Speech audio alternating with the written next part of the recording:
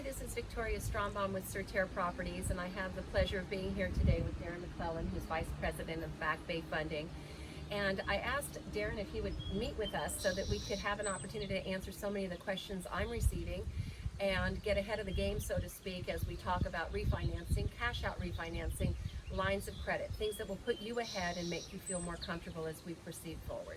If you could help us with some of those answers. And Sure. It's an interesting time right now, and the lending climate is changing kind of actively as we speak. So because of employment concerns, lenders are adjusting guidelines, and some lenders are eliminating actually the option to pull cash out.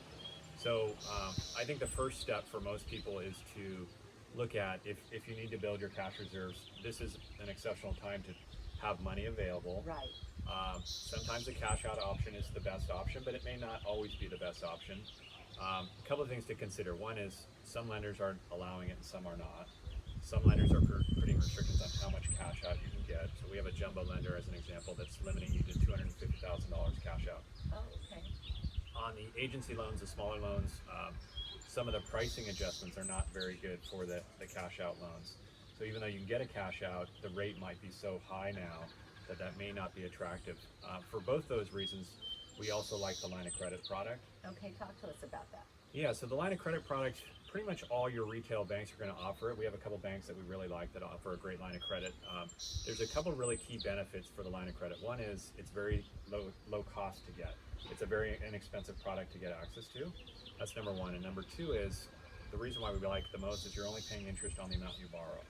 So one of the reasons why a HELOC is so great is that you can create this emergency fund, if you will. It could be used to pay off some high interest rate debt. It could be used for college. It could be used to buy an investment property. Excellent.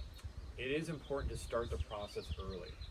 While equities and valuations are high, if we think that values could move at some point, it might be a good idea to get the process started now. Exactly. Have the funds available. It's much easier to borrow money when you don't need it Right. than when you do. Right.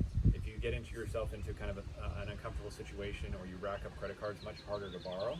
So better to do it now. And one of the things we talked about is, in terms of now, is that we're even looking at employment, where somebody at the beginning of a loan may be employed, and you verify. They're going to verify your employment all the way up until the end. So what happens if an employment situation changes? All of these are moving parts in today's new lending climate. 100%. Yeah, I would say employment is probably the biggest area of concern for lenders right now. And to your point, they're sometimes double and triple verifying employment. If you need to borrow money and your employment potentially is at risk down the road, we would recommend starting the process soon. How long would it take if we, I didn't mean to interrupt, but how long would it take if we were going into a line of credit, cash out, line of credit versus a cash out refi? What's the process time? Yeah, so line of credit should take about 30 days. Okay. Assuming that the appraiser can get access to your property and then underwriting is fairly uniform, it should take about 4 weeks. Okay, that's great. On a cash out refinance, it's going to depend on the product and the investor that you go with. On the smaller loans, those are still taking just about 30 days for most borrowers. On the jumbos, those are taking longer, and it depends who you're borrowing money from. So some of the big retail banks are very, very backed up. Some of those are not allowing for the cash out, but I would say on a large loan, 45 days and potentially up to 120 days.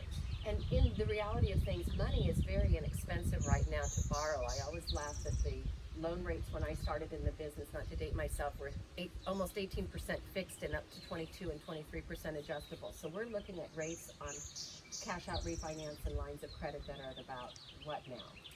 Yeah, so cash out loans kind of vary, but I would say in the 3s and 4s, typically on a rate. On the lines of credit, kind of the same. So exceptionally low rates, and we actually think that rates are potentially going to move lower in the future. So I think this is a good time, one, to make sure that your financial affairs are in order, right? Exactly.